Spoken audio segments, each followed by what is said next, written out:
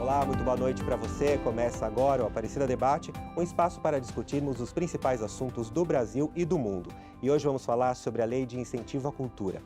A gente sabe que para um país se desenvolver é preciso uma série de coisas e a cultura é uma delas. A cultura é um instrumento necessário na nossa formação enquanto cidadãos, nos identifica como brasileiros, por exemplo.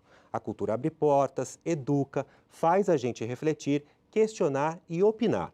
A nossa Constituição garante o direito à cultura. E ainda que o Brasil tenha mais de 300 leis de incentivo à cultura, infelizmente nem todo mundo tem acesso a um cinema, a um teatro ou a um show. Por outro lado, nem todos os artistas conseguem mostrar sua arte. Entre essas dezenas de leis está a Lei Rouanet, que já existe no Brasil há 27 anos. Durante essas quase 3 décadas, os governos federais investiram cerca de 50 bilhões de reais em mais de 53 mil projetos culturais. Só que no primeiro semestre de 2019, a lei passou por algumas mudanças, entre elas a limitação do valor máximo permitido para viabilizar um projeto. Mas a lei também sempre recebeu muitas críticas, e uma delas é com relação à concentração das verbas de financiamento no eixo Rio-São Paulo. Com ou sem a mudança, como será que estamos diante de outros países? Quais são os desafios e o que deveria ser feito para que a lei fosse mais justa e a nossa cultura mais valorizada? E para falarmos sobre o tema, aqui comigo está a Diana Gebrim. Ela é consultora jurídica e gestora de projetos, é advogada especializada em gestão cultural pelo Centro Universitário UNA de Belo Horizonte, é sócia fundadora da Diversidade, Gestão e Desenvolvimento de Projetos e sócia da Diana Gebrim Advocacia. Desde 2006, ela atua como assessora jurídica, financeira e gestora de projetos realizados por meios de leis e mecanismos de incentivo e fomento à cultura. Eu também converso com a Daniele Torres, ela é museóloga, pós-graduada em História da Arte, Gestão Cultural e Comunicação Empresarial. É especialista em leis de incentivo à cultura e captação de recursos. Foi gestora de patrocínios de grandes corporações, atua no mercado cultural há mais de 20 anos, além de ser sócia do site Escola Livre Cultura e Mercado. Também é conselheira consultiva da Comissão de Direito das Artes da OAB de São Paulo.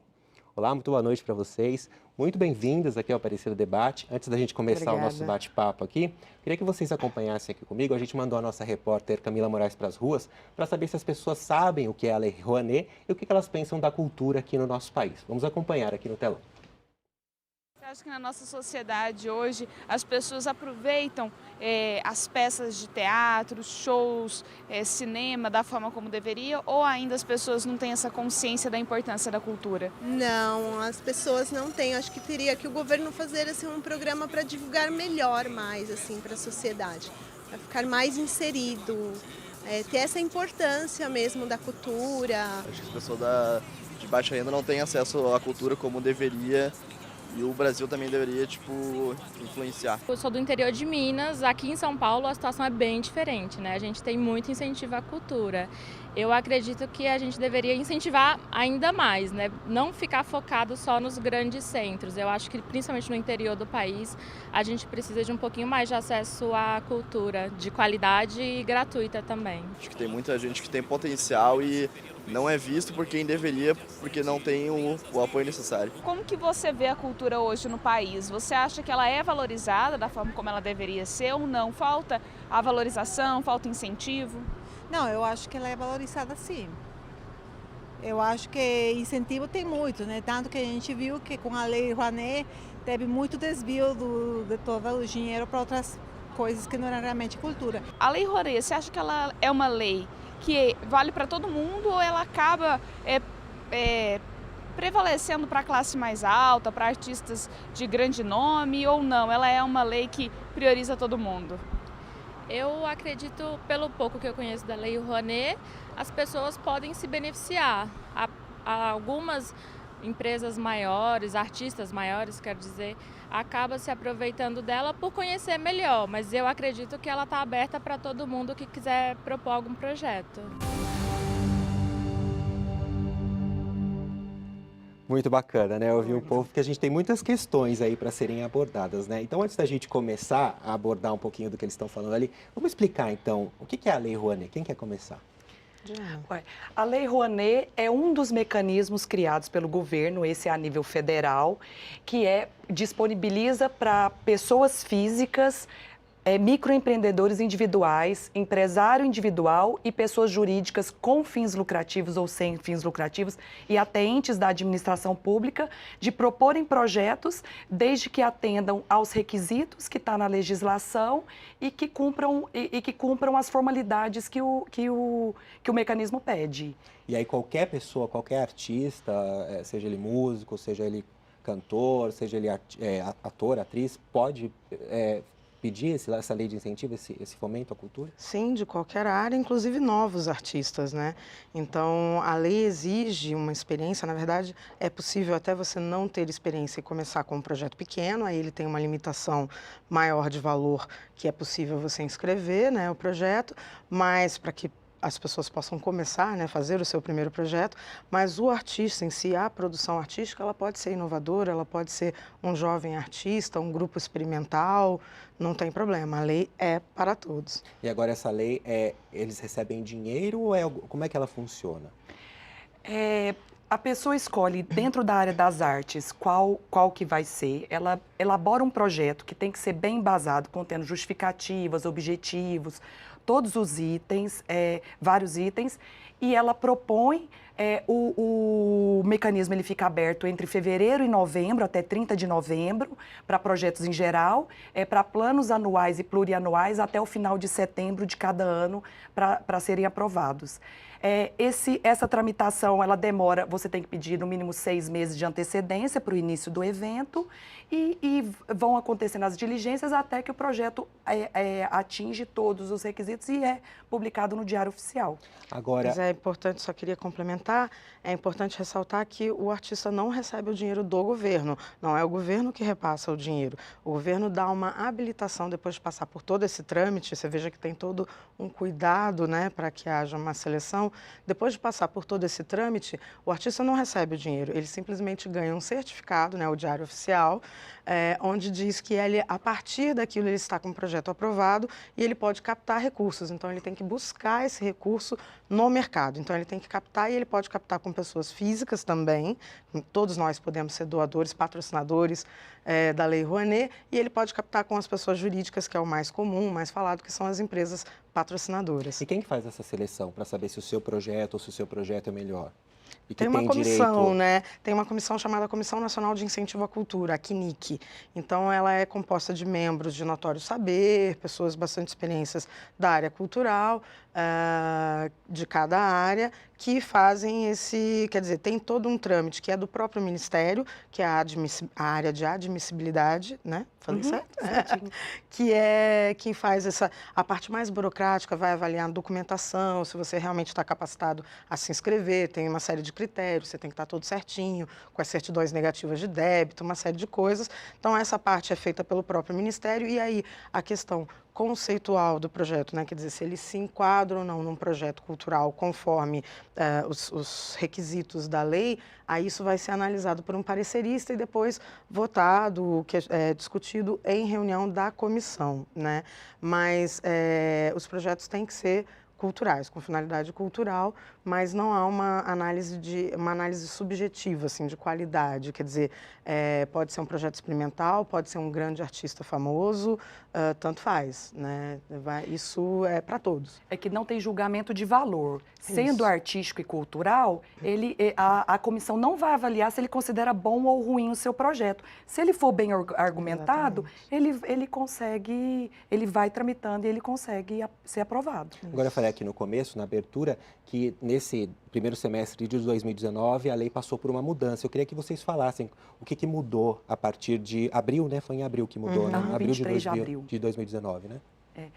Uma das mudanças, que é dos primeiros artigos, é que os projetos que contratam com carteira assinada, via CLT, vão ser obrigados a disponibilizar o Vale Cultura, que é um recurso que as empresas concedem para os seus funcionários de R$50, para que sejam para consumo da cultura. Porque até quando a gente fala que o acesso é difícil mesmo. Então, é uma forma que já há muitos anos que o governo tenta fomentar esse consumo. Então, ele criou o Vale Cultura. e na Lei Rouanet está sendo obrigado agora também. Tem também a questão do teto, né? O teto também mudou, né? Isso, essa acho que foi uma das mudanças mais A mais polêmica, faladas, né? ou talvez a mais polêmica, porque em duas áreas, pelo menos, ela impacta bastante, que é a área de artes cênicas, especialmente teatro e teatro musical, que fica bem longe desse teto definido, e a área de artes visuais também para exposições novas, né, contemporâneas, enfim. Que, na verdade, foi criado um teto de 1 milhão, um limite Antes de 1 milhão. eram 60 milhões, 60 né? milhões, exatamente. Então, agora, na verdade, você tem algumas áreas só que tem esse teto de 1 milhão. E tem várias exceções, mas essas áreas, essas duas áreas, a das artes visuais e para exposições contemporâneas, né? Exposições museológicas, patrimoniais, históricas, está fora desse teto. E a parte de teatro, de artes cênicas, ficou dentro desse teto de 1 milhão. E, como a gente sabe, os projetos de artes cênicas, muitos deles, tem muitos também que estão dentro desse valor, mas muitos deles passam desse valor, então acho que foi por isso que tomou uma dimensão, teve uma repercussão grande essa questão do teto, né? Até eu queria perguntar para vocês o que mudou, porque a mudança parecia que ia ser muito maior e acabou não sendo, né? O que o governo pretende com essa mudança? Já tem muitos anos que o Ministério tem se estruturado. As instruções normativas estão cada vez melhores. Então, essa nova instrução normativa, ela não mudou totalmente, não. Ela já vem seguindo um padrão de organização interna, que eles tentam já há bastante tempo, tinha pouco pessoal, hoje aumentou o pessoal, então eles conseguiram se organizar, um sistema online, claro. Então, nesse sentido, o Ministério está organizado. Me fugiu qual era o assunto. A pergunta era como era o impacto das mudanças, o impacto né? dessas mudanças. Dessas mudanças. Né? O que o governo pretende com essas mudanças? O que o governo pretende? O que o governo alega é que vai democratizar mais o acesso a esses recursos. Mas em termos de proporção por estado, ela até aumentou. Por exemplo, projetos aprovados na região Nordeste, Centro-Oeste e Norte, eles têm o teto em dobro. Então, é 100% a mais do que esse teto de 1 milhão. Quando para Minas Gerais, Espírito Santo e tem mais um estado, que eu acho que é Bahia, o aumento é de 50%. Então, a intenção foi democratizar o acesso. Mas as experiências que eu tenho, que nós temos lá em Minas, é que isso não vai mudar em termos de captação de recursos. Eu não trabalho com projetos que conseguem captar R$1 milhão. Então, assim, eu vejo que são... Você trabalha, né? Sim, sim. Na Lei Rouanet, não. Eu trabalho com projetos da Lei do Audiovisual, alguns outros mecanismos que eles são maiores. Mas, em termos de Lei Rouanet, a gente tem muita dificuldade em captar. Então, o que eu vejo que, para nós, não. Em qualquer área das artes, e mesmo no audiovisual, que eles criaram tetos, que para muitas pessoas é baixo, para nós, não. Para lá em Minas, ele não, em termos dos projetos que eu trabalho, tá dentro do que a gente já tem acesso. Agora, você quer complementar? Quero. Na verdade, tem-se essa impressão, né, de que muitos projetos seriam afetados. E a grande verdade é que a grande maioria dos projetos já está... A grande maioria dos projetos não capta mesmo muito mais do que 1 milhão. É bem raro. Os grandes captadores, né, essas grandes... as empresas que conseguem captar recursos muito altos são para grandes instituições, né, projetos perenes, são os próprios museus, fundações, inclusive fundações empresariais. Então, esses são os maiores captadores. A gente tem a impressão, e se falou muito, por exemplo, da área de musicais. Participei recentemente de um evento e fiquei espantada em descobrir que, na verdade... Até porque os musicais são muito caros, São né? muito caros, exatamente. Mas todo esse custo dos musicais não chega a 0,5% do recurso total captado da Rouanet no ano passado, no caso, essa referência. Então, você vê que não é um impacto grandioso, são algumas áreas, alguns projetos que realmente captam um valor muito mais alto. A grande maioria dos projetos da Rouanet não são projetos milionários, são projetos de baixo valor e que para eles isso é indiferente. Então, a medida é uma medida que não é muito efetiva, ela não muda muito, ela não altera muito o patamar da lei e vai impactar em duas áreas que tinham essa fama, né? Essa coisa dos musicais, os musicais gastam muito, são muito milionários e tal, então corta por 1 milhão, era um pouco promessa de campanha. e a área de artes visuais, que também ficou com esse teto e que tem um pouco a ver com essa coisa muito de moralização da arte, as performances que andaram incomodando e tal, e que muitas delas nem foram financiadas e custeadas com a Lei Rouanet, mas nessa onda de fake news no período eleitoral, elas entraram nesse pacote e foi dito que eram exposições financiadas com Rouanet, que na maioria dos casos não era. Agora, uma das críticas é em relação a essa centralização, né, do financiamento no eixo Rio-São Paulo. Até a gente ouviu aqui uma pessoa de Minas, do interior de Minas, falando que ela percebe que São Paulo e Rio de Janeiro tem bastante, né, fomento à cultura, mas na cidade dela, por exemplo, que nem está tão longe assim, né, ali aqui no Sudeste, Sudeste mesmo ainda. assim ela diz que não sente um pouco de falta. Existe isso, inclusive alguns artistas já declararam, né, que são contra a Lei Rouanet porque ela favorece, segundo eles, alguns, os mais conhecidos, por exemplo, os grandes artistas. Vocês concordam com isso? Essa crítica é relevante? Não, eu não concordo, porque eu acho que a gente tem que pensar o mecanismo como não é o artista ganhando dinheiro. Existe uma cadeia de economia ali envolvida, são muitos profissionais, tanto que quando a gente fala que esses musicais são caros, é porque é uma equipe imensa, tem equipamentos, são muitos equipamentos, tem um trabalho Técnicos. que envolve, tem direitos, pagamento de direitos e licenciamentos. Então, acaba que circulação, quando circula, se vão em viagens essas várias pessoas. Então, isso é por isso que encarece mesmo. E é bom a gente pensar que o artista grande, ele puxa os pequenos também. Então, não é só ele que vai. Então, às vezes, tem a apresentação de um artista menor antes. Então, sempre tem essa... Ou mesmo que não seja apresentando, são pessoas que vão aprender com aquela produção e depois eles podem se tornar proponentes e conseguir captar recursos. E é bom que não é só a Lei Rouanet, nós temos vários mecanismos na esfera estadual, municipal.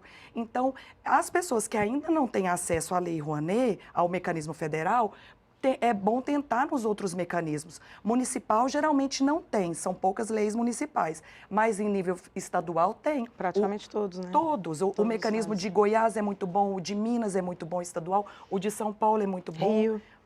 Rio funciona bem, Rio de Janeiro. E a questão é a dedicação a escrever o projeto, a ter uma prática, para aí sim você vai ter elementos para convencimento do seu patrocinador. Eu estou perguntando isso só para complementar o que ela está falando, porque tem um dado aqui que em 2016 quase 80% dos projetos foram para a região sudeste, o eixo Rio-São Paulo principalmente. Né? Tem são duas questões, né? A do acesso dos artistas, essa questão de que só os grandes artistas têm acesso à lei, que acho que a Diana já respondeu, e a outra questão é essa do acesso do público, né? Realmente, a grande maioria dos projetos aprovados, eles até estão realmente na região sudeste. Isso é uma crítica que os próprios produtores culturais e artistas fazem há muitos anos e vem tentando mudar a lei há muitos anos para que ela melhore nesse sentido. Eu não acredito que essas mudanças no teto vão fazer descentralizar, não vão ajudar em nada, porque a empresa não vai deixar, porque ela vai investir menos, ela não vai mais colocar 14 milhões num único projeto, ela não vai pegar esses 14 milhões e distribuir em 14 estados diferentes. Ela não vai fazer isso, ela vai continuar investindo, só que em 14 projetos diferentes, provavelmente, e no mesmo ali onde ela impacta. O que acontece? A lógica da lei de incentivo é uma lógica de mercado. E a lei de incentivo, ela nasceu num tripé. Ela tinha os fundos, né, que eram justamente para compensar o FICART, que nunca foi implantado, e o Fundo Nacional de Cultura, que era a forma do governo mesmo investir, ele próprio, e compensar esses desequilíbrios da lei. O FICART nunca funcionou e o Fundo Nacional de Cultura foi sendo assassinado nos últimos anos, até que morreu de vez e a gente não tem mais o investimento direto do governo. Então, essa perna está em desequilíbrio. E o que acontece? O que a gente tem chamado de lei de incentivo, Lei Rouanet, na verdade é um pedaço desse tripé, né, que ficou sozinho e que funciona dentro da lógica do mercado. Ou seja, para captar recursos, você tem que dar contrapartidas ao seu patrocinador, tem que ser um projeto interessante para o seu patrocinador.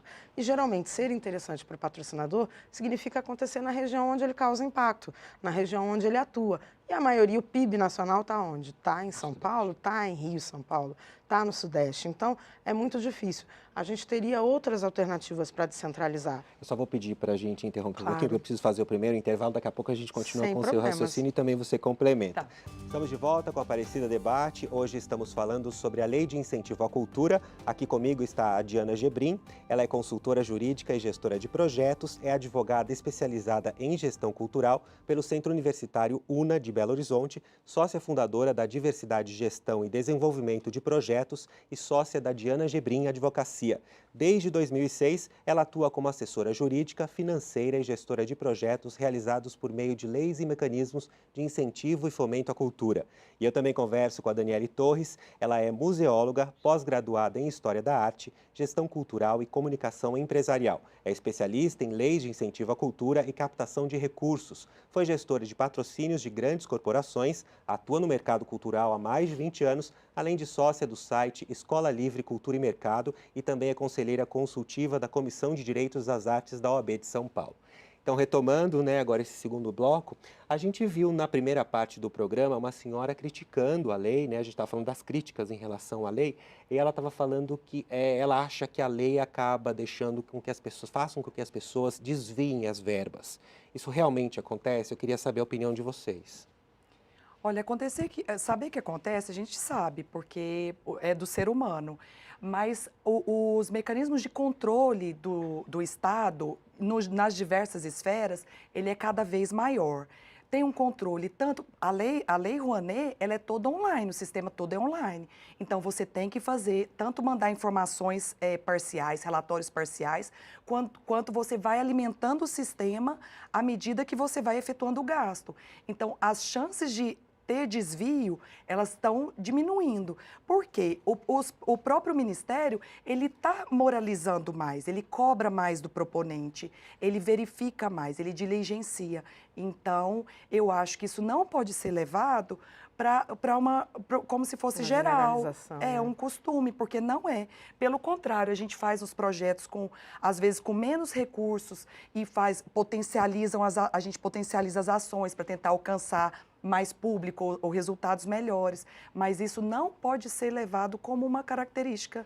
Na verdade, em 27 anos de lei, a gente tem um caso comprovado de corrupção.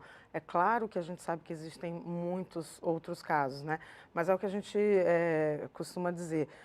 A lógica não pode ser de acabar com o incentivo ou de se atacar um setor que gera tanta produção de conteúdo, que é tão importante, como você falou na sua apresentação no início do programa, que é tão importante para a valorização da nossa identidade, enfim, e que gera tanto emprego e renda. Você não pode atacar essa área, esse setor, como se todo ele fosse corrupto por conta de um caso ou outro.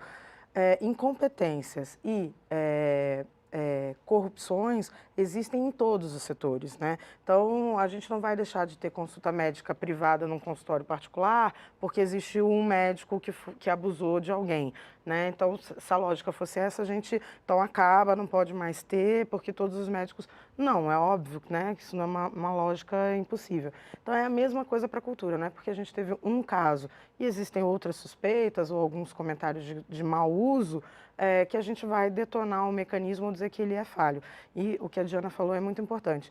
Há uma celeridade, é um único mecanismo, na verdade, comparando com todos os incentivos fiscais que existem no Brasil, porque todas as áreas, todos os segmentos têm incentivos fiscais. Então, a indústria automobilística, a indústria têxtil, a economia, a indústria, enfim, todos os setores têm incentivos. E só a cultura tem uma prestação de contas tão detalhada, a gente presta conta da garrafinha de água que a gente compra para a equipe na produção. É exatamente isso, tudo tem que ter nota fiscal e isso tudo tem absoluta transparência, Além da exigência, tem absoluta transparência de estar tudo disponível online. Então, isso você não conhece, ninguém sabe para onde está indo o dinheiro da isenção fiscal da linha branca, dos automóveis ou da Zona Franca de Manaus. E da cultura você sabe exatamente para onde está indo cada centavo de isenção fiscal para a cultura, que é o menor incentivo que existe, comparando com as outras, né, com a indústria, com o comércio, etc. e tal, com a educação, com outros setores, é o menor incentivo. Agora, uma outra moça também falou que ela acha que falta divulgação por parte do governo. Vocês acham isso também? O governo, não, eu também não concordo. O governo, ele não divulga os projetos específicos que a gente executa, mas todos os projetos a gente inclui uma área de comunicação que tem assessoria de imprensa, tem redes sociais, de forma a ter um alcance mais amplo possível, porque a intenção é aumentar público, é ter mais participação da população. Então, a questão é acompanhar canais e redes sociais que divulgam, é passar na frente de um centro cultural e entrar para ver o que está acontecendo ali, é olhar uma programação pregada num mural de algum lugar, ou nas cafeterias. A gente distribui muito material em cafeteria, em centro cultural, para que as pessoas vão. Então, às vezes, é o próprio público que não está procurando a informação. Muitos projetos são gratuitos, né? A grande maioria dos projetos são gratuitos ou tem acesso facilitado. Há exigência também da lei de uma parte dos ingressos serem gratuitos ou com preços acessíveis. Então, o público também precisa fazer a sua parte, né? De se informar e buscar saber como ele pode participar. Né, isso foi uma das mudanças, inclusive, né? A questão do ingresso, né? Isso está nessa mudança de 2019, né? Isso, antes eram 20% a preço máximo de R$ 75, agora eles reduziram a porcentagem para 10%, mas preço máximo de R$ 50. Então, é uma forma de que as pessoas consumam, porque é consumo, né? É uma relação de consumo.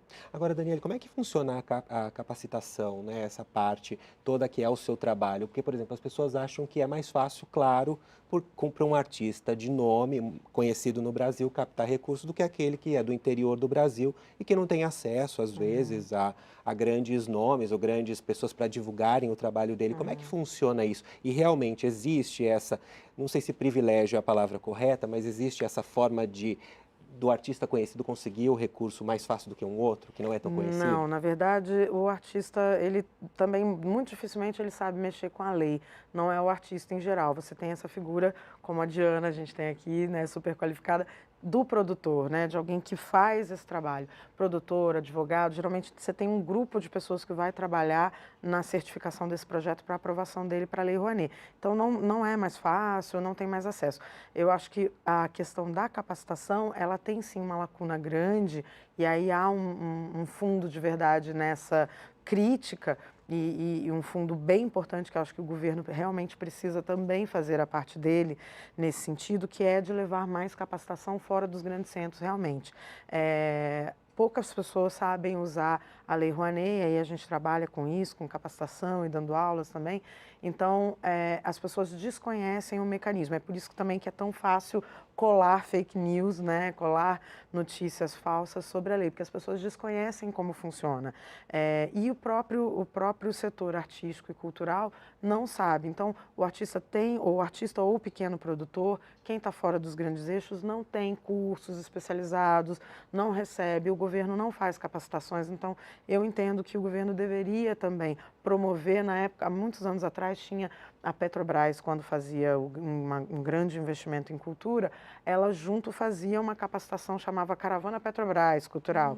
E aí ela ia para todos os estados, para o Brasil inteiro, para todos os recantos, explicando como funcionava não só o edital, mas como você faria para inscrever o seu projeto na lei, já que o edital previa que você tinha que ter o projeto inscrito na lei. Então isso é fundamental, porque os artistas têm dificuldade de inscrever e aprovar. Quando ele consegue inscrever e aprovar, ele vai ter mais dificuldade ainda de captar, ele não sabe como captar. E quando ele, por uma sorte, ele consegue aprovar e captar, ele aí não sabe gerir e nem prestar contas. Então, ele se lasca depois porque ele não sabe, ele vai se enrolar todo com essa legislação que tem uma série de punições previstas. Então, é muito difícil e precisa muito. Tem muita, realmente, lacuna de capacitação sobre o tema, sobre os incentivos fiscais. Em Minas Gerais, em termos municipais e estadual, a formação é boa, eles sempre fazem cursos. A Ancine, nos últimos anos, que tem viajado bastante, formando e capacitando pessoas. Agora, o Ministério da Cultura é que podia, o antigo Ministério da Cultura, poderia Ampliar isso. ampliar. Agora, isso funciona também, essa capacitação, para empresas privadas? É tão difícil também? Como é que funciona no caso das empresas privadas? Para o artista ir até uma empresa e oferecer o projeto e conquistar para a captação? Né? Para captação. A captação também é bem difícil. E ela também não tem muitos cursos, não tem muitas opções. Então, até eu acabei criando um curso, né, sobre isso. Porque foi justamente isso, num momento muito grande de crise, em 2014, eu me dei conta disso. Eu falei, mas como que eu me formei captadora? Como que eu passei a virar essa figura, né, captador de recursos? Desde que momento eu parei de dizer museóloga e passei a dizer que eu capto recursos. E foi aí que me deu um grande estalo, que eu tive uma sorte de ter uma trajetória de vida, né, que me levou a isso. E fiz uma série de cursos em lugares diferentes, em momentos diferentes da vida, e fui somando isso numa experiência que também tive a sorte de trabalhar em grandes empresas, então estar do outro lado da mesa, entender como é para a empresa, né, patrocinar, o que é definir uma política de investimento social-privado. Então, isso foi uma sorte, né, da vida, uma caminhada longa. E aí eu falei, puxa, será que todo mundo vai precisar ter 20 anos de uma experiência tão diferente, né, tão diversa para conseguir ser captador de recursos? Não, então a gente precisa criar isso. E aí criei um curso que existe para isso, existem alguns outros menores e tal, mas é muito isso, é muito difícil, porque você tem toda uma linguagem de mercado que você precisa atender. Então, o seu projeto cultural, a sua finalidade sociocultural, ela precisa ser mantida e valorizada, mas, ao mesmo tempo, você tem que traduzir isso numa linguagem empresarial, você precisa apresentar resultados. Aliás, isso também é uma questão muito importante. Acho que a gente divulga pouco a importância do que a gente faz, os resultados e os impactos do que a gente faz. Se o setor cultural, além de mensurar melhor, né, avaliar melhor esses resultados, se a gente comunicasse melhor esses resultados, a gente talvez não apanharia tanto, porque as pessoas entenderiam melhor o que é a importância e qual é o valor da cultura e o impacto que a gente gera para a economia, tudo isso. São dados importantes que às vezes a gente deixa de lado, a gente está tão focado em produzir, né, a cultura em si, e a gente acaba esquecendo dessa divulgação depois, que é tão importante para que a gente valorize o trabalho, o fazer cultural, né? Como é que a lei, então, pode ser mais justa e valorizar a nossa cultura mais, Diana? Mais justa? Eu acho que a lei é justa. Ela não, eu acho que a lei, o mecanismo de incentivo, ele é justo. Eu acho que é a gente buscar mais ele, e se informar e se melhorar nesse sentido, e não... A lei, ela não é, ela está lá, ela está aberta a todos. Agora, no caso da captação, o que dificulta tem que entender de tributação, tem que entender dos direitos culturais, tem que entender do mecanismo de incentivo. Então, é isso daí que acaba... De marketing, de propriedade intelectual. Então, tem uma série de questões que você tem que argumentar para o seu patrocinador, e aí, eu acho que aí que a gente precisa de trabalhar mais. E aí é aí que você entra, né? Porque essa parte toda mais burocrática, vamos dizer assim, fica com você, né? Ela é a parte lá do social.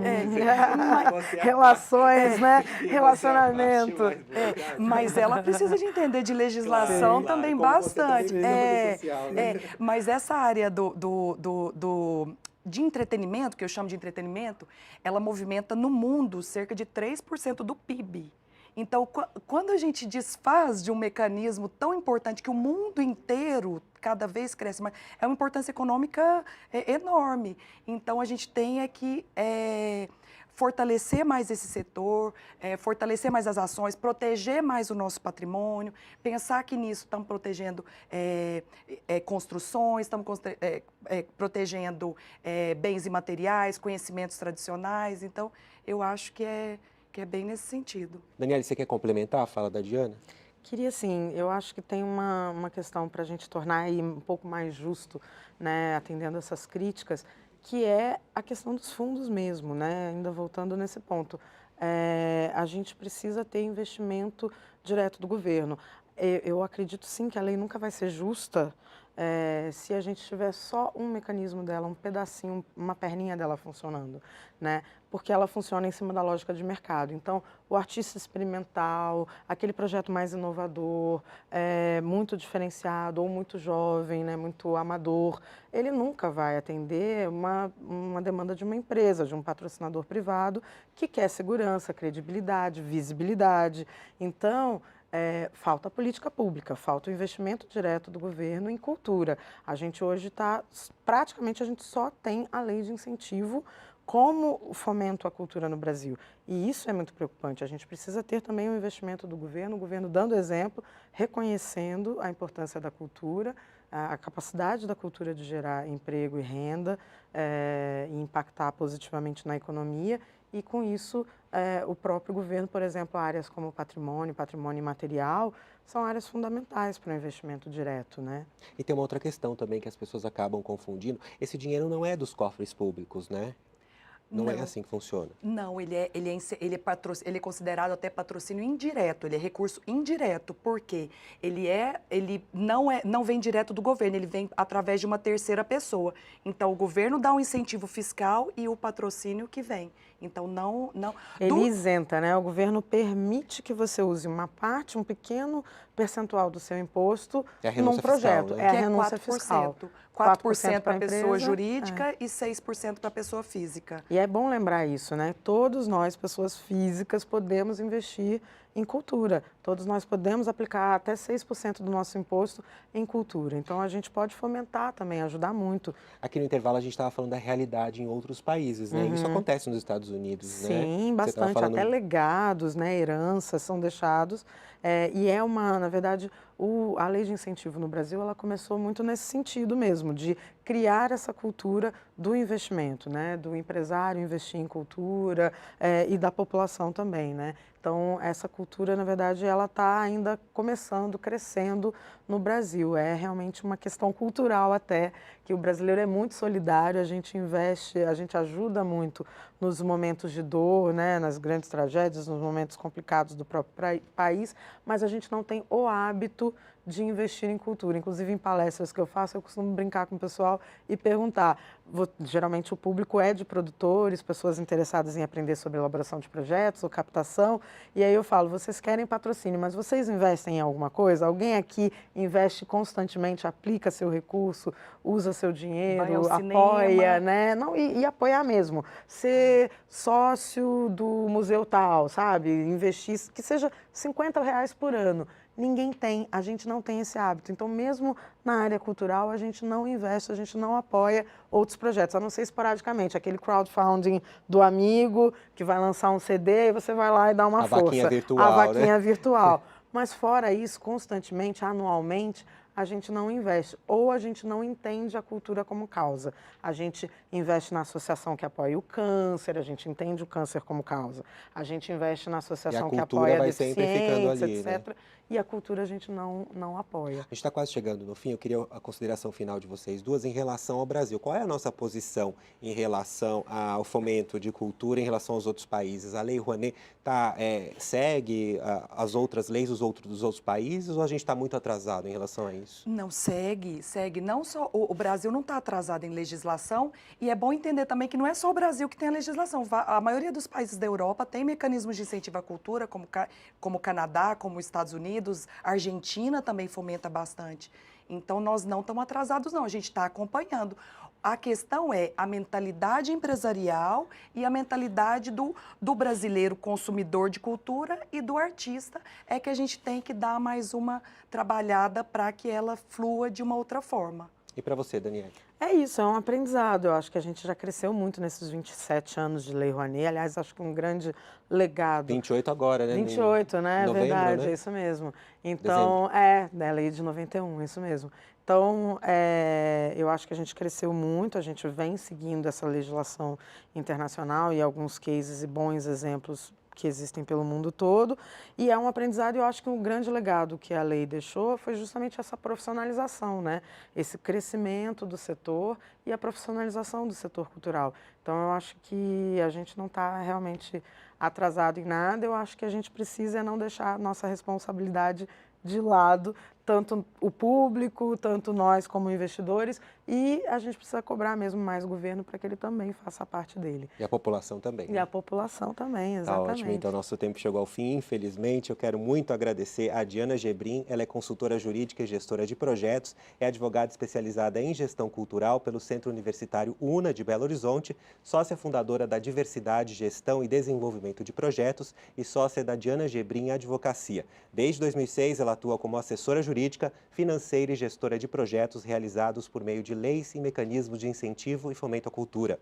Meu muito obrigado também a Daniele Torres, ela é museóloga, pós-graduada em História da Arte, Gestão Cultural e Comunicação Empresarial, é especialista em leis de incentivo à cultura e captação de recursos, foi gestora de patrocínios de grandes corporações, atua no mercado cultural há mais de 20 anos, além de sócia do site Escola Livre Cultura e Mercado. Também é conselheira consultiva da Comissão de Direitos das Artes da OAB de São Paulo.